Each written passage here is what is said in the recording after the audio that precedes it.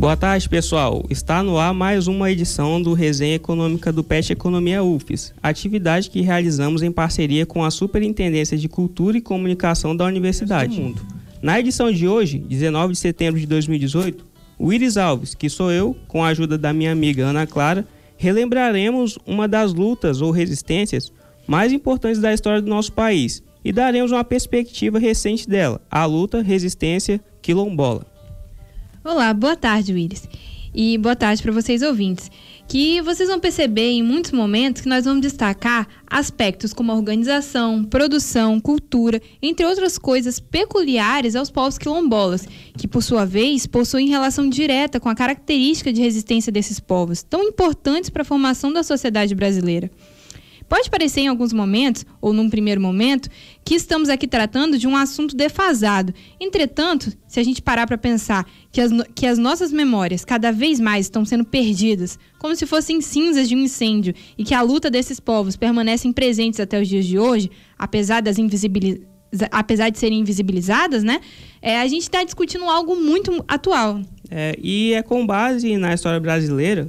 A gente pode notar que, por parte de maiorias oprimidas, grandes lutas foram travadas em busca de melhores condições de vida e resistência a costumes e condições que eram colocados à força por etnias eurocêntricas. Com base nisso, é relevante destacar a luta ou resistência quilombola em nosso território, justamente porque ela foi pioneira nesses dois pontos objetos do programa de hoje, ao contrapor com um dos momentos mais cruéis do Brasil, a escravidão. Não é à toa também que o termo quilombola foi usado para designar uma localidade de ex-escravos que repudiavam o regime de escravidão colocado em prática no período colonial no país, pois seu significado remete a uma repulsa às discriminações e subjugações. Originário dos povos de língua bantu, quilombo significa união ou povoação, ou seja, indivíduos formando um grupo unido para um determinado fim. A partir disso, surgem duas questões: quem são esses indivíduos e que fim é esse? E respondendo essa primeira questão que a Ana levantou, os indivíduos eram preponderantemente de origem africana, vítimas do regime de escravidão. Todavia, o fato de terem sido trazidos à força de um mesmo continente para suprir a demanda por mão de obra nos engenhos de cultura de cana-de-açúcar não quer dizer que eles eram iguais.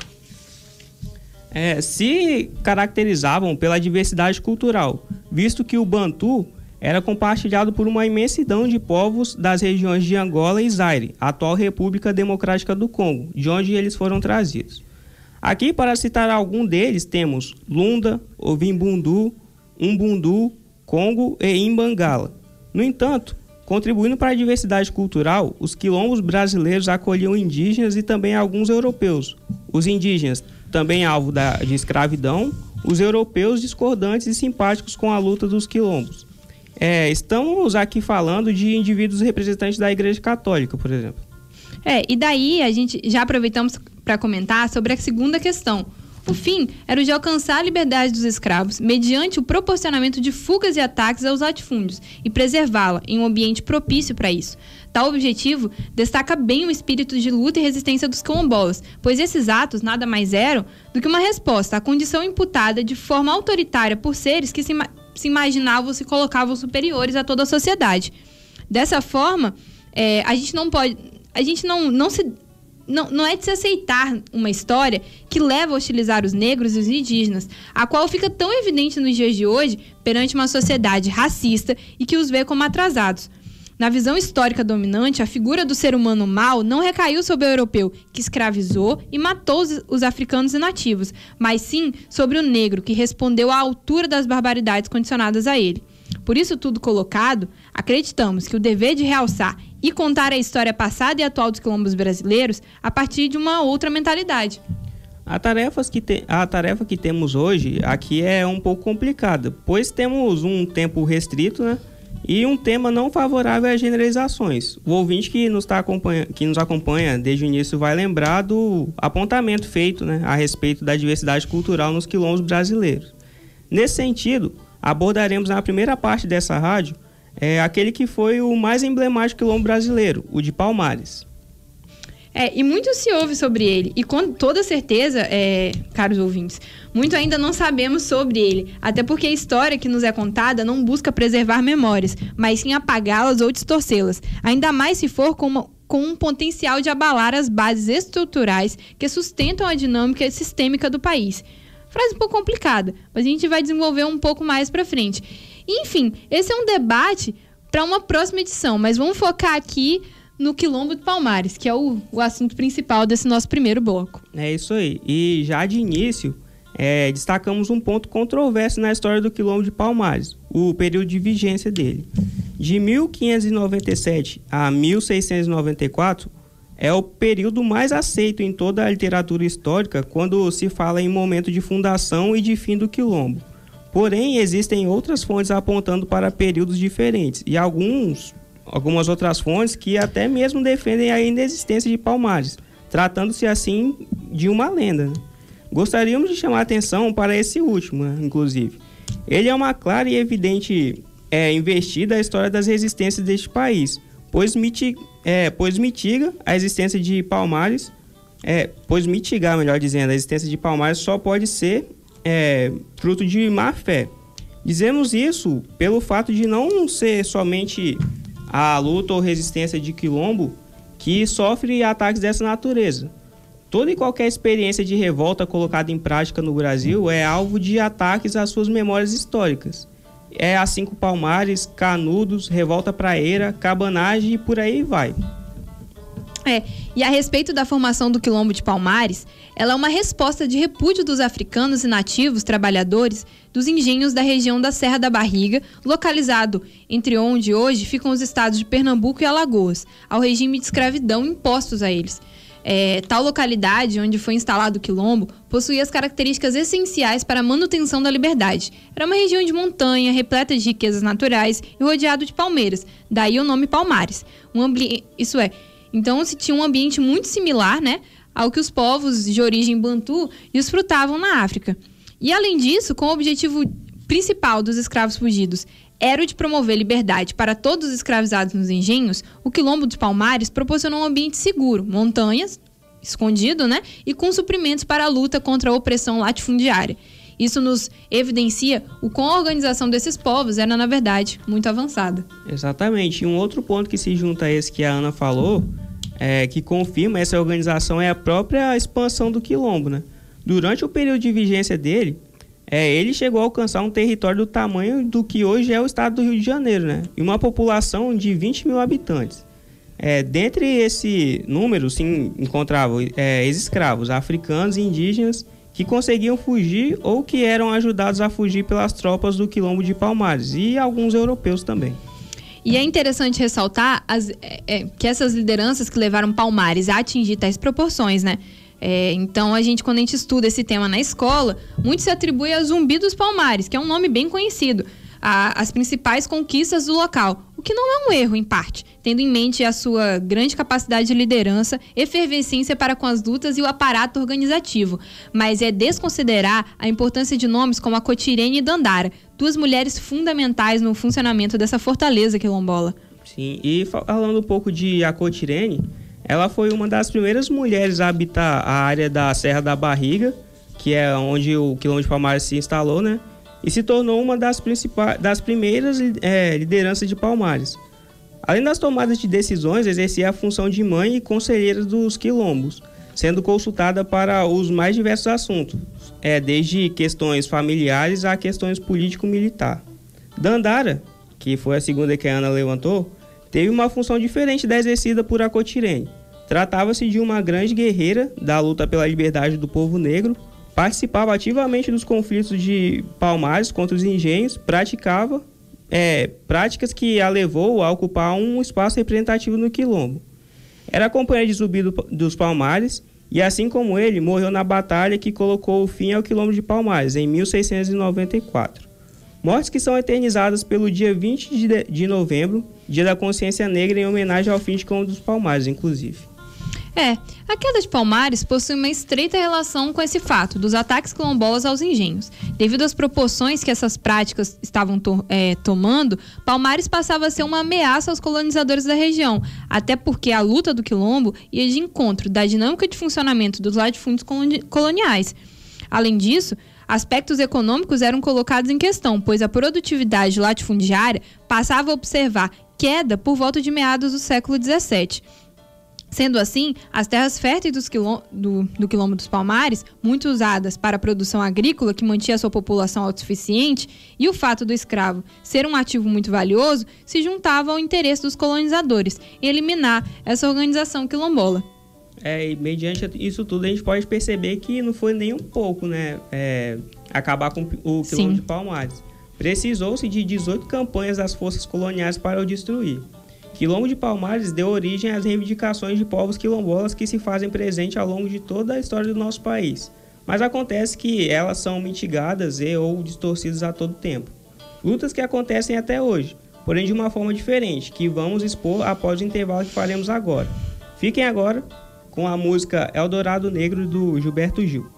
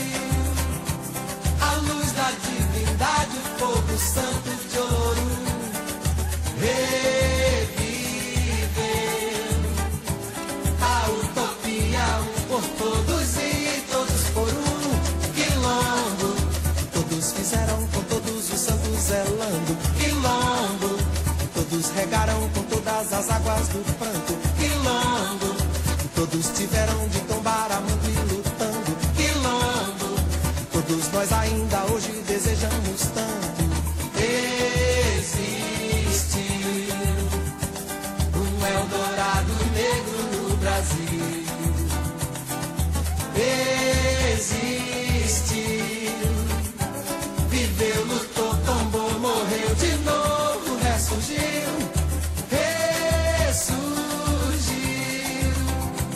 Pavão de tantas cores, carnaval do sonho meu, renasceu. Quilombo agora sim, você e eu. Quilombo, Quilombo,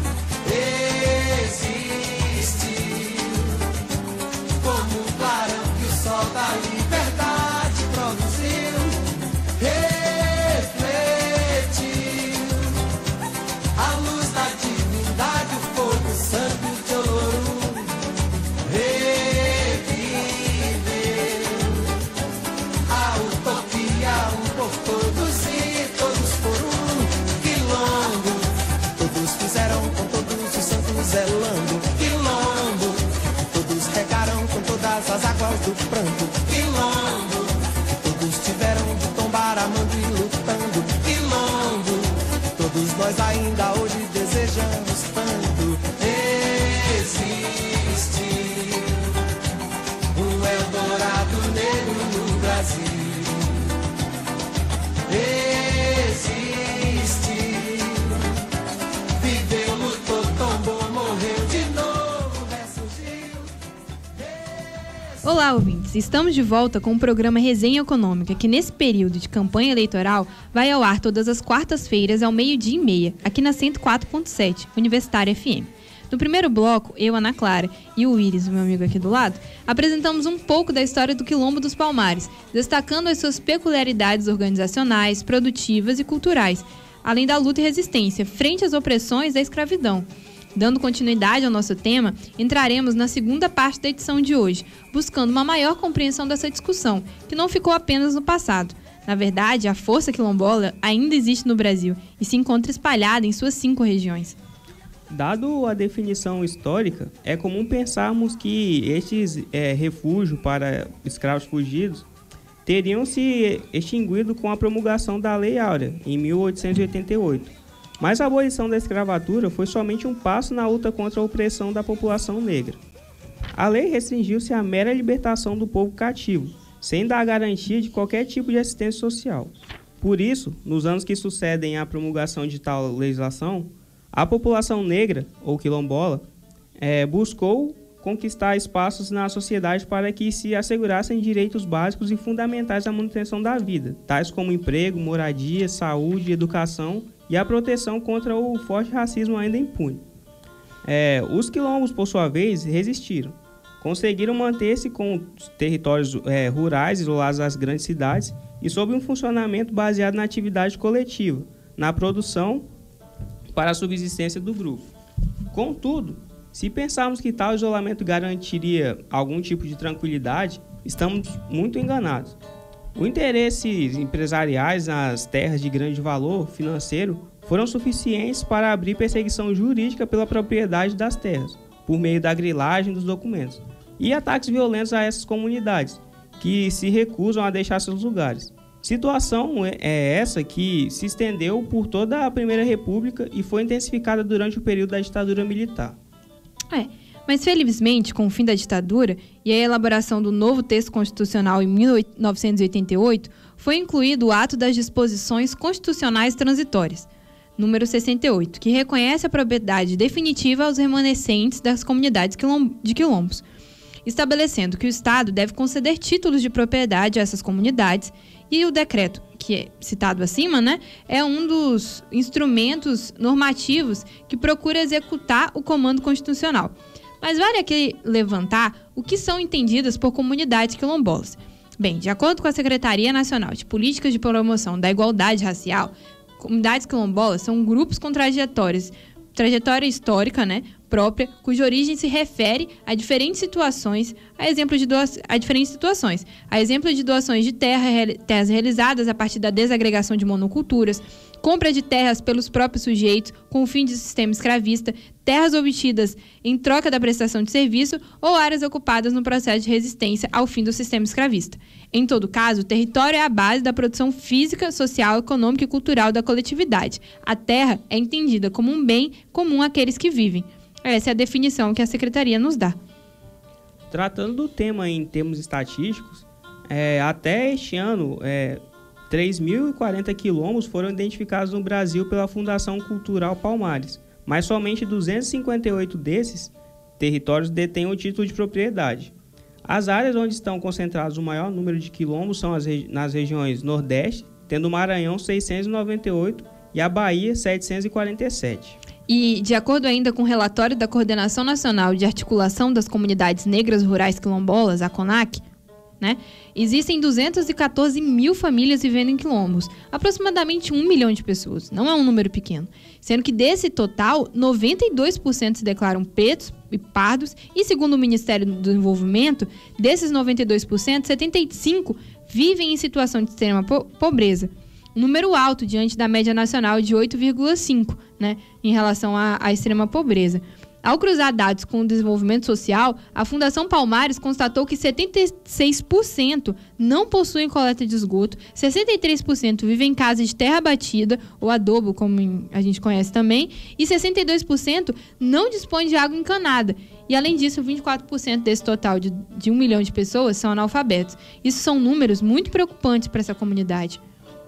Diante desse quadro calamitoso, além de garantir a existência de leis que contemplem os remanescentes quilombolas, é preciso fazer cumprir este conjunto de normas já determinados. Além de tudo, as barreiras sociais e burocráticas devem ser superadas. Não podemos perpetuar opiniões quixotescas que ainda tratam os quilombos como algares de perdição e violência. No que se refere à questão da autoidentificação, outro entrave bastante sensível que Simone Rezende levanta, pesquisadora da Universidade de São Paulo. Ela diz que o processo de territorialização quilombola se passa pela luta para continuar a existir, na reivindicação de uma identidade política dotada de direitos que é informada por uma memória ancestral. Assim, memória cumpre um papel basilar, pois as comunidades são, em geral, iletradas, de forte tradição oral e que encontram na reivindicação de suas identidades uma oportunidade de recriação historiográfica. Por isso, não existe uma fórmula determinada, senão o respeito e disposição para compreender uma realidade tão complexa alheia aos excessos do mundo moderno. E caminhando, infelizmente, para a finalização do programa, gostaríamos de destacar a importância dos trabalhos realizados pelas entidades governamentais e filantrópicas no fornecimento de suporte a essas comunidades, na disputa contra grandes empresas que buscam cegamente a riqueza, as incapacitando de ponderar atos violadores do direito inerente à existência humana. Infelizmente, os grupos poderosos que almejam as terras dos quilombos remanescentes possuem um alto aparato das instituições do Estado, notadamente Congresso Nacional e Assembleias Locais, fazendo da luta quilombola atual ainda mais árdua. E como exemplo dessa luta, temos o quilombo Sacopoã, que existe há 105 anos e abriga hoje a 6ª geração de moradores. Ao longo dessa trajetória, sobreviveu a investidas militares, à truculência policial e continua a lutar contra a especulação imobiliária, que tanto deseja o terreno pela privilegiada localização com vista para a Lagoa Rodrigo de Freitas, um dos mais belos cartões postais do Rio de Janeiro. E tratar de quilombos brasileiros também é sinônimo de resgate histórico, que é marcado por tristezas, felicidades, diversidade cultural e principalmente pelo repúdio às opressões direcionadas às maiorias sem espaço e voz. Maiorias e não minorias. O que no contexto atual parece estar camuflada na sociedade brasileira, a qual necessitaria de resgatar as suas memórias históricas para saber lidar melhor com as dificuldades e opressões imputadas no presente. Sendo assim, esperamos ter alcançado os nossos objetivos, né, de ter colocado na rádio de hoje esse tema que é um tema tão atual, como a gente destacou desde o início, e que era de resgatar o Quilombo dos Palmares e despertar o interesse de todos vocês ouvintes em ter sempre em mente a preocupação de se situar sobre a nossa formação social. Né, Willis? Muito bem, exatamente. E assim a gente chega a mais uma edição, né, do Resenha Econômica que vai chegando ao fim. Caro ouvinte, caso tenha alguma dúvida ou interesse em algum assunto específico e queira ouvir explicações a respeito, fique à vontade para nos enviar perguntas e sugestões. Nosso e-mail é peteconomiaufes@gmail.com. Não deixe também de visitar a página do Pet Economia UFES no Facebook, que é exatamente assim, né? peteconomia/UFES. Também tem o nosso site, que é peteconomiaufes.wix.com/site. Sua participação ela é muito importante para nós. E para escutar os nossos programas anteriores, basta acessar o site da Rádio Universitária FM e ir ao link do programa Resenha Econômica. Lá você encontrará alguns dos nossos programas. O site da rádio é www.universitariafm.ufes.br. O programa Resenha Econômica é uma atividade do PET Economia, o Programa de Educação Tutorial do curso de Ciências Econômicas da UFES, em parceria com a Superintendência de Cultura e Comunicação da UFES. Boa tarde e bom almoço para todos. Valeu, galera. Boa tarde. Boa tarde.